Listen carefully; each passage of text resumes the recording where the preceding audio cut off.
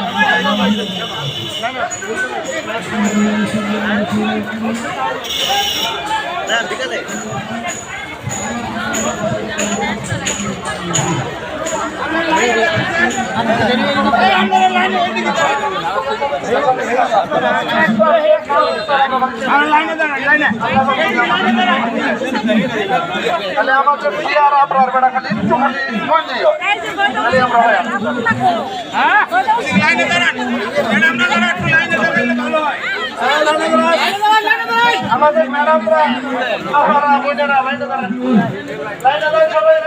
আজকে এখানে উপস্থিত আছেন সকল শ্রেণীর শিক্ষক বৃন্দগণ, আপনাদেরকে জানাই ইসলামী আন্দোলন বাংলাদেশ তথা হাত পাকার পক্ষ থেকে আন্তরিক শুভেচ্ছা ও ধন্যবাদ। প্রিয় উপস্থিতি, একটা কথা না বললে নয়, যখন কোন সরকার মহোদয় কোন শিক্ষক জাতিকে রাস্তায় নামিয়ে দেয়, তখন মনে করতে হবে সেই সরকারের সুফল ভালো আশা করা যায় না। প্রিয় উপস্থিতি, শিক্ষক হলো জাতির কর্ণধার। এই জাতির কর্ণধারকে যারা রাস্তায় নামায়, মনে করতে হবে তারা এই দেশের কল্যাণ চায় না।